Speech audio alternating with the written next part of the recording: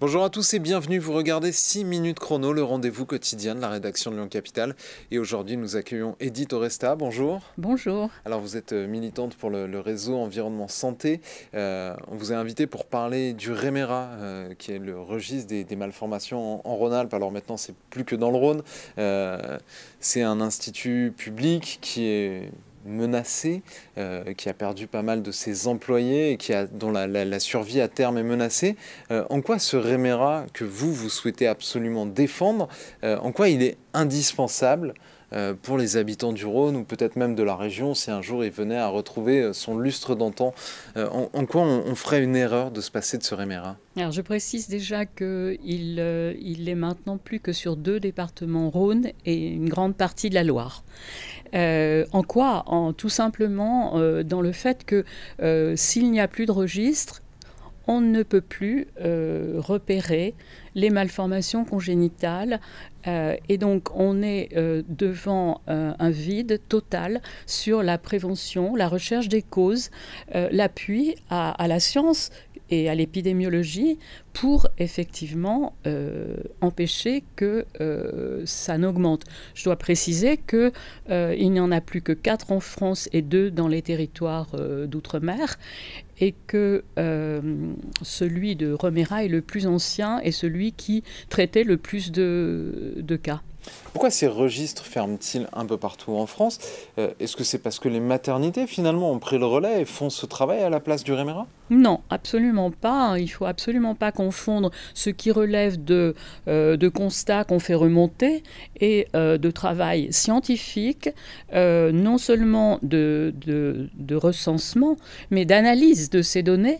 Et ça devient donc, ces registres sont réellement un repère possible si on veut, en santé publique, avoir effectivement de la matière pour aller chercher les causes. Parce que si on veut prévenir les malformations, on ne peut que aller repérer les causes. Et par exemple, quand un registre comme le registre REMERA détecte un cluster comme celui qui a été détecté dans l'Ain. Oui, c'était l'affaire des bébés sans bras. L'affaire des bébés sans bras, c'est une indication qu'il y a là à chercher quelles sont les causes tératogènes, voilà, les causes qui seraient liées à un environnement qui peut être chimique, qui peut être... Donc voilà, c'est ça. Alors pourquoi le REMERA? Le REMERA, comme l'ensemble des registres en France, sont menacés parce qu'ils révèlent des chiffres que plus personne ne veut voir.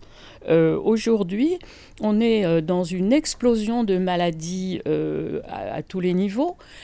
Nous sommes en France sur des augmentations de cancer, mais surtout, nous avons une mortalité infantile. Nous sommes situés aujourd'hui au 23e rang européen. Et ça, c'est lié à des malformations ou c'est lié à des problèmes de service public? C'est un ensemble de facteurs, mais si on ne va pas s'interroger et si on n'a pas ces outils-là indispensables, on n'avancera pas à la fois sur la détection et sur... alors, le soin, on peut, mais une fois que c'est écancé des malformations sur lesquelles il faut agir rapidement, effectivement, si on ne détecte pas, on a 80% des grossesses en France dont on ne détecte, enfin qu'on ne recherche pas au niveau des malformations. On n'a que 20% sur lesquels on peut éventuellement avoir des chiffres. Et les chiffres sont quand même probants. Donc on a à peu près autour de 5% de malformations congénitales qui sur l'ensemble. Liées à quoi? Absolument. Qui peuvent être liées alors effectivement à des facteurs génétiques, mais qui peuvent pour la plupart être liées à des causes environnementales, des produits toxiques, des médicaments ingérés, des choses comme ça. Une eau, donc tout ce qui peut, au moment où la grossesse se fait et où le fœtus se développe, tout ce qui peut atteindre ce fœtus. Alors, pourquoi REMERA et pourquoi je le défends? Déjà parce qu'il existe, il a fait la preuve de sa pertinence et il est en fait aux mains des HCL. Aux mains, ça veut dire que les 2 temps plein et demi qui existent aujourd'hui après avoir été diminués d'année en année, on est passé de 6 temps plein à 2,5,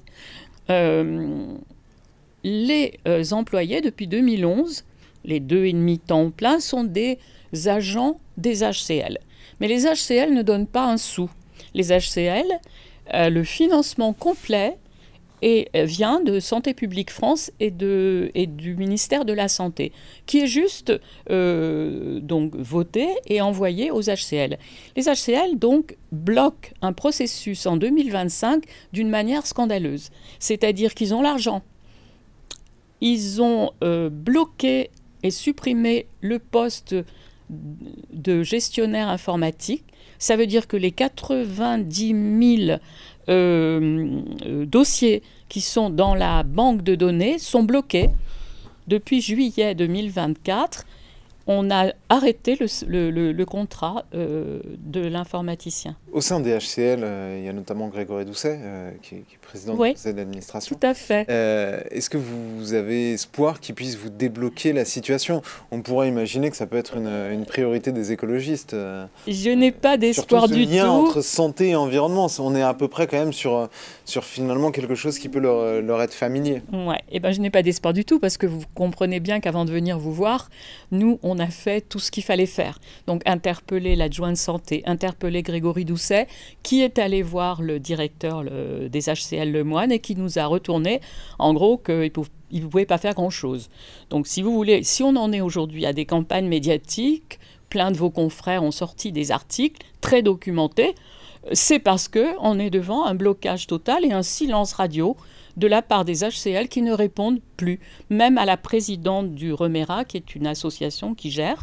Donc, si vous voulez, on est dans une situation de blocage inadmissible. Du coup, là maintenant, c'est notre dernière va-tout. Il faut qu'on aille jusqu'au bout pour que le directeur des HCL nous reçoive le Remera, reçoive les associations et explique pourquoi ce blocage. Il ne s'explique pas par une question financière. Il ne s'explique pas par une question de médiocrité du registre puisqu'il vient d'obtenir la note A de la part des autorités. Donc, qu'est-ce qu'il peut expliquer? Il va falloir qu'on le sache. Merci beaucoup d'avoir répondu à notre invitation et à nos questions. Moi, je vous donne rendez-vous très bientôt pour une prochaine édition de 6 minutes chrono. Au revoir.